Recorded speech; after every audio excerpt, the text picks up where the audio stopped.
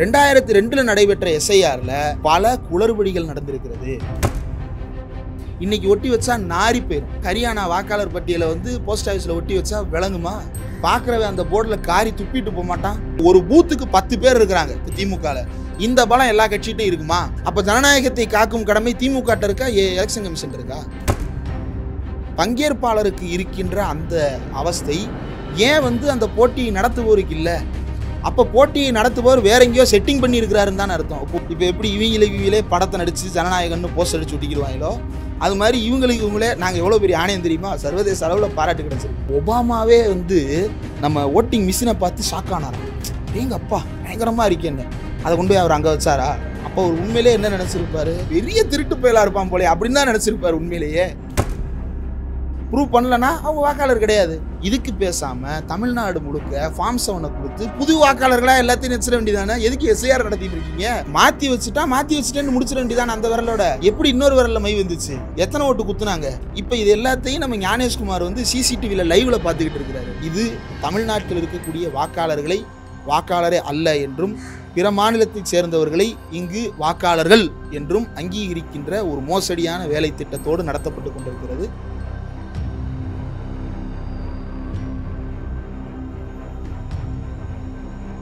வணக்கம்.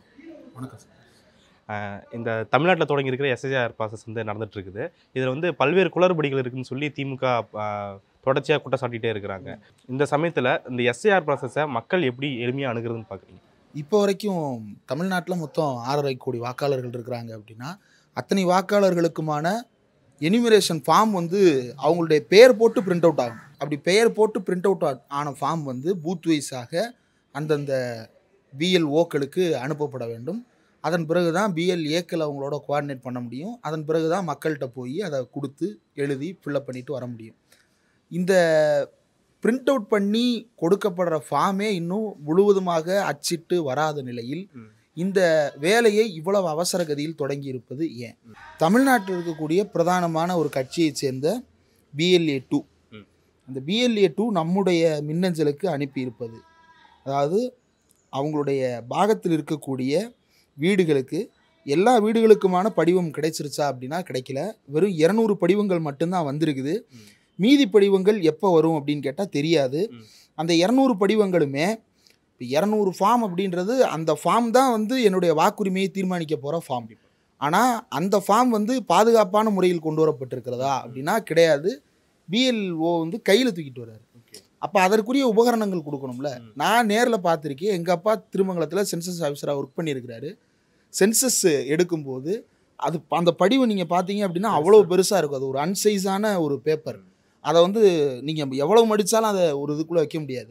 ஆனால் அவ்வளோ பெரிய அந்த படிவத்துக்கு தேவையான ஒரு பை, அவ்வளோ பெரிய படிவத்துக்கு தேவையான அட்டை, அதற்கு தேவையான உபகரணங்கள், பாதுகாப்பாக போவதற்கு தேவையான அதுக்கான பாலித்தீன் கவர்ஸு எல்லாமே கொடுக்கப்பட்டிருந்தது. ஆனால் இப்போது அது போன்று ஏதாவது ஒன்று இந்த எலெக்ஷன் கமிஷனால் கீழே வேலை பார்க்கக்கூடிய BLOக்களுக்கு கொடுக்கப்பட்டிருக்கா அப்படின்னா கொடுக்கல. இது ஒன்று. ரெண்டாவது, இந்த BLOக்கள் பணியாற்றுவதற்கு யாரெல்லாம் தேர்ந்தெடுக்கப்பட்டிருக்கிறார்கள் அப்படின்றது முக்கியம். நீங்கள் டிபேட்லலாம் பார்த்துருப்பீங்க, பாஜகக்காரர்கள் மாநில அரசாங்க அதிகாரிகள் தான் செய்ய போகிறாங்க அப்படின்னு. அதிகாரிகள் செய்ய போகிறதில்ல, மாநில அரசாங்கத்தில் இருக்கக்கூடிய பணியாளர்கள் செய்ய போகிறாங்க. பணியாளர்களுக்கும் அதிகாரிகளுக்கும் வித்தியாசம் இருக்குது. இறையன்பு IAS அதிகாரி, இறையன்பு IAS மாதிரி இருக்கக்கூடிய சகாயம் IAS அதிகாரி. ஆனால் எங்கள் ஊரில் சத்துணவு சமையல் கூடத்தில் இருக்கக்கூடிய சத்துணவு அமைப்பாளர் அதிகாரி கிடையாது, அவங்க பணியாளர். அந்த சத்துணவு அமைப்பாளர் தான் பூத் லெவல் ஆஃபீஸராக வேலை பார்ப்பாங்க. ஸ்கூலில் வேலை பார்க்கக்கூடிய டீச்சர்ஸ் அவங்க பூத் லெவல் ஆஃபீஸர்ஸாக வேலை பார்ப்பாங்க. VO அலுவலகத்தில் பணியாற்றக்கூடியவர்கள் பூத் லெவல் ஆஃபீஸர்ஸாக போவாங்க. இதில் பெரும்பாலும் டீச்சர்ஸை தான் இம்ப்ளிமெண்ட் பண்ணியிருக்கிறாங்க. இதில் நமக்கு நேரடியாக கிடைத்த தகவல் என்ன அப்படின்னா, நேரடியாக கிடைச்ச தகவலுக்கு பின்னாடி போவோம். சத்துணவு அமைப்பாளர் அவங்க வேலை எப்போ ஆரம்பிக்கும்? அதிகாலை ஆரம்பிக்கும்.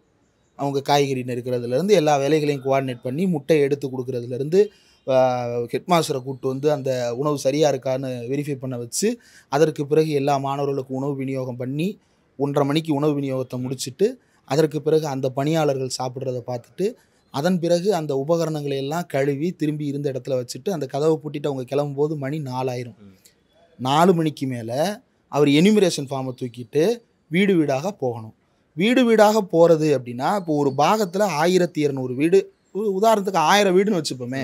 இந்த 1000 வாக்காளர்கள் வந்து 1000 வீடுகளில் இருக்கலாம், 900 வீடுகளில் இருக்கலாம், 500 வீடுகளில் இருக்கலாம். இப்போ குறைந்தபட்சம் ஒரு 500 வீட்டுக்காவது அவங்க போகணும்.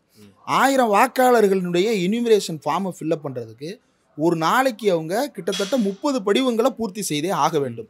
30க்கும் அதிகமான படிவங்களை பூர்த்தி செய்யணும். அப்படி போகும்போது வீட்டில் அவங்க ஆள் இருப்பாங்களா அப்படின்னா இருக்கணுன்ற கட்டாயம் யாருக்கும் இல்லை. ஏன்னா பிஎல்ஓ வந்து முன்னாடியே சொல்லணுன்றது தேர்தல் ஆணையத்தில் எழுதி வச்சுருக்கிறாங்க. ஆனால் அப்படி சொல்ல முடியுமா?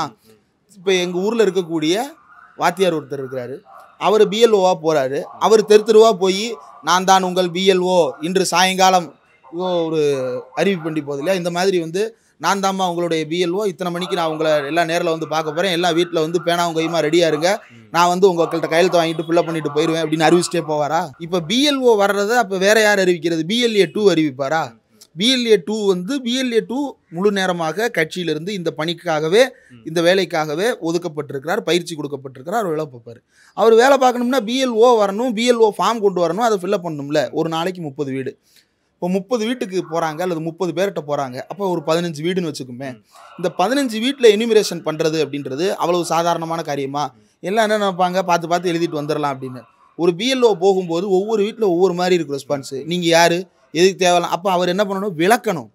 ஒரு பப்ளிக் ஒப்பீனியன் எடுக்கிறதுக்கு நம்ம போகிறோம். காலையில் 10 மணிக்கு கோயம்பேடு மார்க்கெட்டுக்கு போனோம்னா திருப்பி ஆஃபீஸ் வரும்போது 1 மணி ஆயிரும். இப்போ 11, 12, 1 இந்த 3 மணி நேரத்தில் நம்மளால் அதிகபட்சம் எத்தனை பேர் எடுத்துட முடியும் அப்படின்னா 5 பேர் அல்லது 6 பேர். அதில் சில பைட்ஸ் வந்து சரியாக வராது. அப்போ மொத்தமாக 4 பேர். 4 பேர் இருக்கிறத வச்சு 7 நிமிஷம் கூட வராமல் அந்த வீடியோவை பப்ளிஷ் பண்ண முடியாதுன்னு பல நாட்கள் நம்ம வீடியோக்களை பப்ளிஷ் பண்ணாமல் நிப்பாட்டி வச்சு மறுநாள் அதுக்கப்புறம் இன்னும் கொஞ்சம் பேர்கிட்ட எடுத்து கருத்துக்களை சேர்த்து அதுக்கப்புறம் போடுவோம். இப்படி தானே நடக்கும். ஒரு 10 பேருக்கு இவ்வளவு நேரம் தேவைப்படுது. ஒரு சத்துணவு அமைப்பாளர் இப்போ ஒரு வாத்தியார் போகிறாரு அப்படின்னா 5 மணிக்கு ஸ்கூலை முடிச்சுட்டு அவர் ஒரு மணி நேரம் ரிலாக்ஸ் பண்ண மாட்டாரா? அவர் அந்த ஏரியாவுக்கு போகிறதுக்கு ஒரு டைம் எடுக்காதா? 6 மணிக்கு கிளம்பி 7 மணிக்கு போகிறாருன்னு வைங்க. 7 மணிலேருந்து 10 மணி வரைக்கும் இவர் போய் எனியூமரேஷன் ஃபார்ம் எழுதிக்கிட்டு இருப்பாரா? அவருக்கு குடும்பம் குட்டி கிடையாதா? அவருக்கு தனிப்பட்ட வாழ்க்கை கிடையாதா? சரி, இவர் தனிப்பட்ட வாழ்க்கையை விடுங்க, இவர் போய் எனியூமரேஷனுக்கு எழுதுறாரே அவனுக்கு தனிப்பட்ட வாழ்க்கை இருக்காதா? 7 மணிக்கு மேலே உட்காந்து அவன் எனியூமரேஷன் ஃபார்ம் உட்காந்து எழுதிக்கிட்டு இருப்பானா? அவன் சினிமாவுக்கு போயிருக்கலாம், மார்க்கெட்டுக்கு போயிருக்கலாம், அல்லது இரவு நேர பணிக்கு போயிருக்கலாம். அப்போ ஆள் இல்லைன்னா என்ன பண்ணணும்? 3 தடவை அந்த வீட்டுக்கு தொடர்ந்து போகணும். இப்போ ஒரு நாளைக்கு 30 வீட்டுக்கு போகணும். அந்த 30 வீட்டில் ஆள் இல்லை அப்படின்னா 3 தடவை திரும்பி போகணும். ஒரு நாளைக்கு 5 பேர்லேருந்து 10 பேர் எனியூமரேட் பண்ணிட்டாங்க அப்படின்னா பெரிய விஷயம். இப்போ 10 வீடுன்னு வச்சுப்போமே, 10 வீடு எனியூமரேட் பண்ணிட்டாங்க அப்படின்னா 500 வீடு எனியூமரேட் பண்ணுமே. அப்போ 30 நாளைக்கு ஒரு நாளைக்கு 10 வீடு அப்படின்னா 300 வீடு, இன்னும் 200 வீடு முடிக்க முடியாது. அப்புறம் எப்படி அதை முடிப்பீங்க? இல்லை மற்றவங்களை ஆன்லைனில் பண்ணுவீங்களா? இப்போ வரைக்கும் ஆன்லைனில் போர்ட்டல் ஓப்பன் பண்ணலையே, கையில் எழுதுறதுக்கே நீங்கள் இன்னும் எனியூமரேஷன் ஃபார்ம் ஃபில்அப் பண்ணி கொடுக்கலையே. சரி, இது எல்லாத்தையும் அவங்க செய்கிறாங்கன்னு வச்சுப்போம். 7 மணிக்கு போய் 10, 11, 12, 1 மணி வரைக்கும் விடிய விடிய கணக்கெடுக்கிறாருன்னு வச்சுப்போம். அவருக்கு போகிற எல்லா இடத்துலையும் நல்ல வரவேற்பு இருக்குமா? எவ்வளவு விளக்கம் இவர் சொல்லணும், எவ்வளவு வசைவுகளை இவர் வாங்கி கட்ட வேண்டியது இருக்கும். அதை தாண்டி ஒரு 5 நாள் இவருடைய தனிப்பட்ட வாழ்க்கைக்காக செலவிட வேண்டியது இருக்கும். 20 நாள் தான் இப்போ எடுக்கவே போகிறார் அவர். இந்த வாத்தியாருக்கு இன்னும் வேறு என்னென்ன வேலைகள் இருக்குன்றதை யோசிச்சு பார்க்கணும். இது என்ன மாதம்? நவம்பர் மாதம். டிசம்பர் மாதம் ஸ்கூலில் என்ன நடக்கும்? ஆஃப் இயர்லி எக்ஸாம் நடக்கும். மற்ற எல்லா கிளாஸையும் விட்டுருங்க, அவன் வந்து நாசமாக போட்டுன்னு விட்டுறலாம். 10ஆம் கிளாஸ் படிக்கிற பையன், அவனுக்கு அரையாண்டு பரீட்சைக்கு நீங்கள் ஒழுங்காக பாடம் நடத்தலைன்னா அவன் முழு பரீட்சைக்கு எப்படி தயாராவான்? அரையாண்டுக்கு அப்புறம் வந்து first revision, second revision, third revision வந்துடும். அவன் ரிவிஷன் டெஸ்ட்டுக்கு தயாராகணும். ரிவிஷன் டெஸ்ட்டின் போது நீங்கள் 80% சிலபஸை முடிச்சு வச்சுருக்கணும். தேர்ட் ரிவிஷன் போகும்போது 100% முடிச்சு வச்சுருக்கணும். அப்போ தான் நீங்கள் முழு பரீட்சைக்கு அவனை தயார்படுத்த முடியும், பொதுத் தேர்வுக்கு அவனை தயார்படுத்த முடியும். அப்போ அவனை பொதுத் தேர்வுக்கு தயார்படுத்துகிற பணியில் அந்த வாத்தியார் ஈடுபடுவாரா, அல்லது வீடு வீடாக போய் எனிமிரேட்? நீங்கள் இந்த சிக்கல்லாம் சொல்கிறீங்க, ஆனால் இதே டீச்சர்கள் தான் சென்சஸ்லையும் ஈடுபடுறாங்க. அந்த பிரச்சனைலாம் நீங்கள் சுட்டி காட்ட மாட்டீங்க. சென்சஸ் எவ்வளவு நாள் எடுக்கப்பட்டது? சென்சஸுக்கு எவ்வளவு பேர் பணியமர்த்தப்பட்டார்கள்? சென்சஸில் வெறுமன அரசு பணியாளர்கள் மட்டுமல்ல, தனியார் பள்ளிக்கூடத்தில் இருக்கக்கூடிய ஆசிரியர்களும் கூட சேர்ந்து பணியாற்றுவாங்க. அது அந்த ஊரில் இருக்கக்கூடிய அந்த சென்சஸ் அதிகாரி அவருக்கு கீழே இருக்கக்கூடிய அதிகாரிகளை தேர்வு செய்து அவங்க அந்த பணியில் ஈடுபடுவாங்க. இது சென்சஸுக்கு அப்படின்னு சொல்லிட்டு நீங்கள் இத்தனை நாளைக்குள்ளே நீ முடிச்சு கொடுக்கணும், இல்லைனா அவன் குடிமகனே கிடையாதுன்னு சென்சஸில் என்னைக்காவது சொல்லியிருக்கிறாங்களா? இல்லை.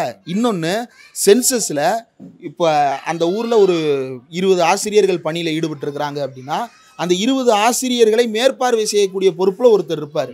அவர் என்ன செய்வார் அப்படின்னா அந்த ஆசிரியர்கள் ஒவ்வொருத்தரும் கொண்டு வர ஃபார்மை கரெக்டாக எனிமிரேட் பண்ணியிருக்காங்களான்றதை வெரிஃபை பண்ணிவிட்டு அதன் பிறகு அது தவறாக இருந்தால் மீண்டும் களத்திற்கு போக வேண்டும்.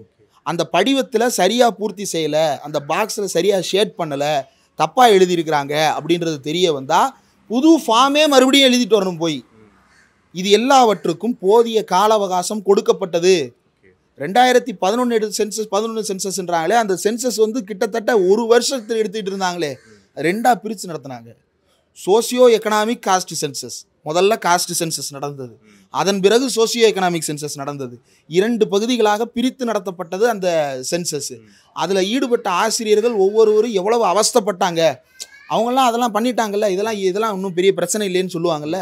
அந்த பணிக்கே வாத்தியாருங்க எவ்வளோ கஷ்டப்படுவாங்க தெரியுமா? ஸ்கூலில் வேலையை முடிச்சுட்டு ஒரு நாளைக்கு இத்தனை வீடு தான் போக முடியும், அத்தனை வீட்டுக்கு வந்து வேக வேகமாக என்ட்ரி போடணும். அவங்கள்ட்ட கேள்வி அவ்வளோ கேள்வி இருக்கும், இதில் இருக்கிறதோட பெரிய அளவுக்கான கேள்வி. ஆனால் அதற்குரிய கால அவகாசம் கொடுக்கணும்ல. இப்போ இதே டீச்சர்ஸுக்கு நீங்கள் 3 மாதம் டைம் கொடுங்க, அழகாக எடுத்துருவாங்களே. ஒரு நாளைக்கு 4 வீடு 5 வீட்டுக்கு போயிட்டு ஈஸியாக முடிச்சு தருவாங்களே. இதுக்கு முன்னாடி நடந்த எஸ்ஐஆர்லாம் 2 வருஷம் கூட நடந்திருக்கு. இப்போ 30 நாள் டேட் ஃபிக்ஸ் பண்ணுறாங்க. இதுக்கு முன்னாடி 2 வருஷம் நடந்த எஃப்ஐஆரே என்ன லட்சணத்தில் நடந்ததுன்றத நாம் சொல்ல வேண்டியதில்லை. 2004 அக்டோபர் மாதம் இந்திய தலைமை தேர்தல் ஆணையம் வெளியிட்ட செய்தி குறிப்பு. அந்த செய்தி குறிப்பில் என்ன குறிப்பிட்டிருக்கிறாங்க அப்படின்னா, தமிழ்நாட்டில் தேர்தலின் போது நிறைய புகார்கள் வருகிறது, அந்த புகார்கள் தன்னுடைய வாக்குகள் நீக்கப்பட்டதாகவும் தன்னுடைய வாக்குகள் இறந்து போனவர் என்று குறிக்கப்பட்டிருப்பதாகவும் புகார் எழுந்திருக்கிறது. யார் மூலமாக சொல்கிறாங்க? தி இந்து பத்திரிகை இதை மேசிவாக ரிப்போர்ட் பண்ணியிருக்கிறாங்க. அப்போ இதை என்ன செஞ்சுருக்கிறாங்க அப்படின்னா, ஒரு பக்கத்து மாநிலத்தை சேர்ந்த தேர்தல் ஆணையர், அதாவது கேரளாவை சேர்ந்த தேர்தல் அதிகாரி ஒருத்தரை கூட்டிகிட்டு வந்து அவரை தமிழ்நாட்டு தேர்தல் வாக்காளர் பட்டியல் திருத்தத்திற்கான விசாரணை அதிகாரியாக போட்டு அவர் வந்து ஊராக போய் கேம்ப் நடத்தி அந்த கேம்பில் மக்களுடைய குறைகளை கேட்டு அந்த குறைகளை எல்லாம் அவர் தொகுத்து எதனால் இந்த சிக்கல் வந்துச்சுன்னு அவர் விரிவாக எழுதுறாரு. என்ன எழுதுறாருன்னா, 2002 நடைபெற்ற எஸ்ஐஆரில் பல குளறுபடிகள் நடந்திருக்கிறது. எத்தனை வருஷம் நடந்த எஸ்ஐஆர்? 2 வருஷம் நடந்த எஸ்ஐஆர்னு சொல்லப்படுது. அதில் அவ்வளவு குளறுபடிகள் நடந்திருக்கு. எனியூமரேஷன் ப்ராப்பராக நடக்கலை, வருஷக்கணக்காக நடத்தி எனியூமரேஷன் ப்ராப்பராக நடக்கலைன்னு பதிவு பண்ணுறாரு. அதுக்கு காரணம் ஒவ்வொருத்தருக்கும் 1000 வேலை இருக்குது, அவங்களால இதை ப்ரையாரிட்டைஸ் பண்ண முடியல, அவங்களுடைய பங்கு தான் இதில் பிரதானம், அவங்க சரியாக செயல்படலை அப்படின்ற குற்றச்சாட்டோடு அந்த இதை வந்து தேர்தல் ஆணையருக்கு சமர்ப்பிக்கிறாரு. தேர்தல் ஆணையர் அதை அடுத்து தமிழ்நாட்டில் 2005க்கு என்ன செஞ்சாங்க அப்படின்னா, 201 தொகுதிகளுக்கு ஸ்பெஷல் சம்மரி ரிவிஷன், அது வழக்கம் போல் நடக்கும். சம்மரி ரிவிஷன்றது வழக்கம் போல் நடக்கக்கூடியது, ஸ்பெஷல் சம்மரி ரிவிஷன். அதற்கடுத்து இன்டென்சிவ் ஸ்பெஷல் ரிவிஷன், அதாவது ஸ்பெஷல் இன்டென்சிவ் ரிவிஷன் என்று சொல்லப்படுவது அன்று இன்டென்சிவ் ஸ்பெஷல் ரிவிஷனாக இருந்தது. அதை என்ன பண்ணுறாங்க அப்படின்னா, ஒரு 33 தொகுதிகள் 34 தொகுதிகளுக்கு மட்டும் இந்த தொகுதிகளெல்லாம் ஸ்பெஷல் இன்டென்சிவ் ரிவிஷன் நடக்கும், இந்த தொகுதிகளெல்லாம் சம்மரி ரிவிஷன் நடக்கும். இந்த இன்டென்சிவ் ரிவிஷன் நடக்கிறதையும் சம்மரி ரிவிஷனில் நடக்கிறதையும் கிளப் பண்ணி ஒரே லிஸ்ட்டாக வெளியிடுவாங்க. வெளியிட்டதை என்ன செய்வாங்கன்னா, அப்போ வந்து இணையதள வசதி கிடையாது, செல்ஃபோன் வசதி கூட அவ்வளவு கிடையாது. செல்ஃபோன் வசதி கிடையவே கிடையாது. 2005 பெரிய அளவுக்கு செல்ஃபோன் கிடையாது. ரொம்ப குறிப்பிட்ட ஒரு சிலர் தனியார் நிறுவனங்களில் பெரிய பெரிய வேலைகளில் இருப்பவங்க அல்லது அரசு பணியில் இருப்பவங்க மட்டும்தான் செல்ஃபோன் வச்சுருந்தாங்க. அப்போது அவங்கெல்லாம் என்ன செஞ்சாங்க அப்படின்னா, இந்த லிஸ்ட்டை வெரிஃபை பண்ணணும். BLO இருக்கிறாரு, BLA 2 இருக்கிறாரு. அப்போ திமுக, காங்கிரஸ், அதிமுக எல்லா கட்சியிலையும் BLA 2 இருக்கிறாங்க. ஆனாலும் தேர்தல் ஆணையம் அந்தந்த ஊரில் இருக்கக்கூடிய போஸ்ட் ஆஃபீஸில் நீங்கள் ஸ்கூலில் பார்த்துருப்பீங்க, ஒரு கருப்பு கலர் போர்டு ஒன்று இருக்கும், மரத்தில் பெயிண்ட் அடித்து வச்சுருப்பாங்க, அதை மூவ் பண்ணிக்கலாம். பிளாக் போர்டு செவத்துலலாம் மூவபிள் போர்டு இருக்கும். அந்த போர்டை தூக்கிட்டு வந்து வச்சு அந்த போர்டில் எலக்ட்ரல் ரோலில் இருக்கக்கூடிய அவ்வளவையும் ஒட்டி வச்சுருக்குறாங்க. ஒட்டி வச்சது எதுக்குன்னா, நீங்கள் வந்து பார்த்துட்டு போங்க, உங்கள் பேர் இதில் இருக்கான்னு பார்த்துக்கங்க அப்படின்றதுக்காக ஒட்டி வச்சுருக்குறாங்க. இன்றைக்கி ஒட்டி வச்சா நாரி போயிடும். யோசிச்சு பாருங்கள், ஹரியானா வாக்காளர் பட்டியலை வந்து போஸ்ட் ஆஃபீஸில் ஒட்டி வச்சா விளங்குமா? பார்க்குறவன் அந்த போர்டில் காரி துப்பிட்டு போக மாட்டான். பிரேசில் மாடல் இருக்கிறாங்க. பிரேசில் மாடல் இருக்கிறத விடுங்க, ஒரு அம்மா ஃபோட்டோ வாக்காளர் பட்டியல் பூரா இருக்குது. அடேங்க அப்பா, நம்ம அம்மாவுக்கு 250 ஓட்டுப்பா இந்த தொகுதியில் மட்டும், ஒரு பூத்தில் 20 ஓட்டு போடுறாங்கப்பா நம்ம ஆத்தா அப்படின்னு சொல்லிட்டு பார்த்துட்டு பெருமையாவா போவாங்க? பதறி போயிடுவாங்க. ஏன்னா அவங்களுக்கு ஒரு கட்சி சார்பு இருக்கும், அவங்களுக்கு ஒரு தேர்வு இருக்கும். என்னுடைய ஆப்ஷனை மீறி என்னுடைய ஓட்டை கள்ள ஓட்டாக பதிவு பண்ணிடுவான்றது அவங்களுக்கு தெரிய வரும். உடனே ரிப்போர்ட் பண்ணுவாங்க, மாற்றுவாங்க. அப்போது இப்போ அது என்ன நடக்கும்? இப்போ அதை ஒட்ட வேண்டியதானே? ஏன் ஒட்ட மாட்டேன்றீங்க? சரி, போஸ்ட் ஆஃபீஸ் வேண்டாம், இன்றைக்கு தான் இணையதளத்தின் மூலமாக பார்க்கின்ற வசதி எல்லாருக்கும் வந்திருக்கு அப்படின்னு சொல்கிறீங்கல்ல, அந்த ரோலில் சர்ச் பண்ணுற ஆப்ஷனை வைங்க. நான் ஏன் ஸ்க்ரால் பண்ணணும்? என் பேரை சர்ச் பண்ணி பார்க்குற ஆப்ஷன் இல்லையே. அப்போ இருக்கிற வசதிகள்லாம் மறைச்சு வைக்கிறது. அதே போல் ஒவ்வொரு மாநில தேர்தல் ஆணையத்திலையும் ஒவ்வொரு மாதிரி இந்த வாக்காளர் பட்டியல் வைக்கப்பட்டிருக்கிறது, தேடும் முறை பதிவு செய்யப்பட்டிருக்கிறது. இதே ஒழுங்குபடுத்த முடியல. சரி, இன்றைக்கும் வந்து இணையதளத்தை பயன்படுத்த முடியாத அக்சஸ் இல்லாத பல பேர் இருக்கிறாங்கல்ல, அவங்களுக்கு போஸ்ட் ஆஃபீஸில் விட்டுங்க, ஸ்கூலில் விட்டு, கவர்மெண்ட் ஹை ஸ்கூலில் விட்டுங்க, கேர்ள்ஸ் ஹையர் செகண்டரி ஸ்கூலில் விட்டுங்க, ஏன் பஸ் ஸ்டாண்டில் டிஜிட்டல் போர்டு வச்சு விட்டுங்க, உங்கள் பெயர் இந்த பட்டியலில் இருக்கிறதா பார்த்து கொள்ளுங்கள் அப்படின்னு சொல்லிட்டு டிஜிட்டல் போர்டு வைங்க. எவ்வளவோ செலவு பண்ணுறீங்க. நம்ம சொன்னால் இவங்க திட்டுவாங்க. இன்னொரு சீனியர் மெம்பர் ஒருத்தர் சொல்லியிருக்கிறாரு, democracy comes at its own cost. யாரு? டிடி கிருஷ்ணம் ஆச்சாரி எங்கள் கான்ஸ்டியூண்ட் அசம்பிளி டிபேட்டில். அது எதுக்கான டிபேட் அப்படின்னா, சும்மா எல்லாத்தையும் எலெக்ஷன்னா செலவு என்ன பண்ணுறது, ஜனநாயகம்னா செலவு பண்ணி தான் ஆகணும். இது அங்கே சொன்னது. அப்போ ஜனநாயகத்துக்கு செலவு பண்ணுங்க. இப்போ இவ்வளவு அவசர கதியில் நடத்தப்படுவதற்கான இல்லை, தேர்தலை தள்ளிவை. ஏன் பிப்ரவரியில் டேட் அறிவிக்கிறீங்க? டிசம்பரில், இப்போ டிசம்பர் தானே ஆகுது, நவம்பர் டிசம்பர் தானே ஆகுது, இன்னொரு 4 மாதம் டைம் எடுத்துங்க. ஏப்ரல் அறிவிங்க டேட்டு, அதுக்கு பிறகு கொஞ்ச நாள் பொறுமையாக நடத்துங்க. அதுக்கான அவசர கால இதை வந்து எப்படி பயன்படுத்துறதுன்ற ஆய்வு. கால அவகாசம் அப்படிங்கிற விஷயத்தில் தேர்தல் ஆணையம் வந்து 2 விளக்கத்தை சொல்கிறாங்க. ஒன்று, இதில் மிஸ்டேக் நடந்துன்னு தெரிஞ்சுன்னா கட்சிக்காரர்கள் பிஎல்ஏலாம் இருக்காங்க, அவங்களாம் பார்த்துக்க வேண்டியதுன்னு ஒன்று சொல்கிறாங்க. BLA 2 இல்லாத கட்சிக்காரன், ஓகே, இப்போ பகுதி சார்ந்த கட்சிகள் இருக்குது. ஆனால் அந்த கட்சிக்கு வந்து தமிழ்நாடு முழுக்க ப்ரெசன்ஸ் இருக்கும். ஆனால் BLA 2 இருக்க மாட்டாங்க, அவங்களுக்கு சரியான பூத் ஏஜென்ட் கிடச்சிருக்க மாட்டாங்க. அப்போ அவங்க என்ன பண்ணுவாங்க? நீ கரெக்டான அதிகாரியை, அதாவது இவ்வளோ பெரிய கவர்மெண்ட் மிஷினரியை தான் நினைத்தது போல் ஆட்டி வைக்கக்கூடிய அதிகாரம் கொண்டிருக்கக்கூடிய தேர்தல் ஆணையம் ஒரு ஆஃபீஸரை ஒழுங்காக போட்டு கணக்கெடுப்பு நடத்தாதான். ஆனால் கட்சிக்காரன் ஆளை போட்டு கரெக்டாக வெரிஃபை பண்ணணும். கட்சிக்காரங்களுக்கு பொறுப்பு இருக்குல்ல, கட்சிக்காரங்களுக்கு பொறுப்பு இருக்குது. அந்த பொறுப்பில் தானே இன்றைக்கி திமுக காரங்களும் மற்ற கட்சிக்காரங்களும் களத்தில் நிற்கிறாங்க. நீங்கள் பீகார்லேயுமே பார்த்தீங்க அப்படின்னா BLA 2னுடைய இது இல்லாமல் எந்த விஷயத்தையும் அங்கே செஞ்சுருக்கவே முடியாது. இங்கேயும் அதே தான். BLA 2 பூரா திமுக காரங்க ஏன் பயிற்சி கொடுத்தாங்க? கடந்த 3 மாதங்களாக திமுகவில் தொடர்ந்து பயிற்சி வகுப்புகள் நடக்குது. NR இளங்கோ வந்து சுப்ரீம் கோர்ட் லாயர், அவர் இங்கே வந்து ப்ரெசன்டேஷன் போட்டு BLA 2க்களுக்கு வந்து இது நடத்திக்கிட்டு இருக்காரு, கிளாஸ் நடத்திக்கிட்டு இருக்கிறாரு. இவங்க போய் மாவட்ட அளவில் கிளாஸ் நடத்துகிறாங்க, அடுத்து பூத் லெவலில் கிளாஸ் நடத்துகிறாங்க. அதற்கு பிறகு இப்போ ஒவ்வொரு பூத்துலையும் திமுகலேருந்து இளைஞரணியில் ஒரு பாகமுகவர், மகளிரணியில் ஒரு பாகமுகவர், மற்ற சார்பணிகளிலிருந்து உதவிக்கு வருபவர்கள், திமுக சார்பாக நியமிக்கப்பட்ட அதிகாரப்பூர்வ BLA 2, அதுபோக திமுகவிலிருந்து திமுக இளைஞரணியிலிருந்து நியமிக்கப்பட்டிருக்கிற இளைஞரணி பாக அளவிலான சமூக வலைதள பொறுப்பாளர் ஒருத்தர் இருக்கிறாரு. இப்படி அவ்வளவு பேர், ஒரு பூத்துக்கு 10 பேர் இருக்கிறாங்க திமுகவில். இந்த பலம் எல்லா கட்சிகிட்டையும் இருக்குமா? அப்போ ஜனநாயகத்தை காக்கும் கடமை திமுக இருக்கா, எலெக்ஷன் கமிஷன் இருக்கா? ஓகே, ஜனநாயகத்தின் பங்கேற்பாளர் யாரு? திமுக தேர்தல் அரசியல் கட்சியாக இந்த ஜனநாயக தேர்தலில் அவங்க ஒரு பங்கேற்பாளர். பங்கேற்பாளருக்கு இருக்கின்ற அந்த அவஸ்தை ஏன் வந்து அந்த போட்டியை நடத்துவோருக்கு இல்லை? அப்போ போட்டியை நடத்துபவர் வேற எங்கேயோ செட்டிங் பண்ணியிருக்கிறாருன்னு தானே அர்த்தம். இப்போ ஒரு கபடி மேட்ச் நடக்குது, அந்த கபடி மேட்ச்சில் 2 டீம் விளையாட போகிறாங்க. விளையாட போகிற டீம் வந்து எப்பா என் கோர்ட்டில் வந்து ஒரு மாதிரி கல்லும் முள்ளுமா கிடக்குப்பான்னு சொல்கிறாங்க. அதெல்லாம் தேவையில்ல, சும்மா விளையாடுங்க அப்படின்னு ஒருத்தர் சொல்கிறாருன்னா அவர் வேணும்னே போட்டு வச்சுருக்கிறாருன்னு தானே அர்த்தம். இப்போ எலெக்ஷன் கமிஷன் இப்படி ஒரு போட்டியை நடத்துது அப்படின்னா எலெக்ஷன் கமிஷன் யார் கூட செட்டிங் போட்டுச்சுன்ற கேள்வி நியாயமானதா இல்லையா? உள்நோக்கம் கற்பிக்கக்கூடாது, வெளிப்படையான நோக்கம். எலெக்ஷன் கமிஷன் என்பது இந்திய அளவில் இன்றைக்கு பாஜகவினுடைய நேஷனல் லெவல் ஏஜென்ட். BLA 2னா விளக்கம் தெரியும்ல, பூத் லெவல் ஏஜென்ட். அவங்க வந்து BLA 1 BLA 2ன்றது ஃபார்ம் பேர், அந்த ஃபார்ம் பேரே தான் அவங்க பேர், பூத் ஏஜென்ட், பாக முகவர் பேர். அந்த BLA 2 அப்படின்ற நபர் இருக்கிறாரு. அந்த மாதிரி இவங்க NLA 1 நேஷனல் லெவல் ஏஜென்ட் 1 யார்? ஞானேஷ்குமார். மீதி இருக்கக்கூடிய 2 பேர் NLA 2 NLA 3. மாநில அளவில் இருக்கக்கூடியவங்க வந்து SLA 1 ஒவ்வொரு மாநிலத்திலையும் ஒருத்தர் அப்படின்னா SLA 1 அவங்க state level agent for BJP. இப்படி தான் நடந்துகிட்டு இருக்குது. இதை தேர்தல் ஆணையம் சரி செய்து கொள்ள வேண்டும் அப்படின்ற அந்த கோரிக்கையெல்லாம் வைக்கக்கூடிய நிலையை தாண்டி விட்டது. கடுமையான கண்டனங்களுக்கு உள்ளாக்கப்பட வேண்டும், சர்வதேச அளவில் விமர்சிக்கப்பட வேண்டும். இதில் இவங்க அந்த நாட்டை இவங்களே போட்டுக்கிறாங்க. இந்த மாதிரி எங்கள் எலெக்ஷன் கமிஷனருக்கு நேற்று வேற ஒரு நாட்டை சேர்ந்த எலெக்ஷன் கமிஷனர் கால் பண்ணார். அடேங்கப்பா, இவ்வளவு மக்கள் தொகை கொண்ட பீகாரில் இவ்வளவு சாமர்த்தியமாக எலெக்ஷன் நடத்திட்டீங்களே, பலையாளுப்பா நீங்கன்னு பாராட்டு தெரிவித்தாங்க. இது அவங்களே இப்போ எப்படி இவங்களே படத்தை நடித்து ஜனநாயகன்னு போஸ்ட் அடித்து ஒட்டிக்கிடுவாங்களோ, அது மாதிரி இவங்களே நாங்கள் எவ்வளோ பெரிய ஆணையம் தெரியுமா, சர்வதேச அளவில் பாராட்டு கிடச்சிருக்கு. இவங்க ஒன்று சொல்லுவாங்க, ஒபாமாவே வந்து நம்ம ஓட்டிங் மிஷினை பார்த்து ஷாக் ஆனாராம். அடேங்கப்பா பயங்கரமாக இருக்கேன்னு. அதை கொண்டு போய் அவர் அங்கே வச்சாரா? அப்போ அவர் உண்மையிலே என்ன நினச்சிருப்பாரு? டேங்க அப்பா பெரிய திருட்டு பயலாக இருப்பான் போலே அப்படின்னு தான் நினச்சிருப்பார் உண்மையிலேயே. அதை இவனுங்க வேறு மாதிரி சொல்கிறாங்களா? அப்போ இவ்வளவு குறைபாடுகள் இந்த தேர்தல் நடைமுறையில் இருக்கிறது. இப்போ இன்றைக்கி வந்து எதுக்கு இந்த எஸ்ஐஆர் நடத்துகிறாங்கன்றதே புரியல. புதுசாக ஒரு பட்டியல் தயாரிப்போம், அதில் விடுபட்டவங்கலாம் கிடையாது அப்படின்றாங்க. டிராஃப்டில் யார் யாரெல்லாம் விடுபட்டாங்களோ அவங்களாம் ப்ரூவ் பண்ணணும். ப்ரூவ் பண்ணலன்னா அவங்க வாக்காளர் கிடையாது. இதுக்கு பேசாமல் தமிழ்நாடு முழுக்க ஃபார்ம் 7 கொடுத்து புது வாக்காளர்களாக எல்லாத்தையும் நிறுத்த வேண்டியதானே? எதுக்கு எஸ்ஐஆர் நடத்திட்டு இருக்கீங்க? ஓகே, வீடு வீடாக போய் எல்லார் வீட்டுக்கும் போய் ஒரு ஃபார்ம் 7 கொடுத்துருங்க. இப்போ இருக்கிற ஸ்டேஜ் படி உங்கள் ஓட்டும் கிடையாது, எங்கள் ஓட்டும் என் ஓட்டும் கிடையாது. ஆமாம், நம்மெல்லாம் வந்து அனாதைகள்.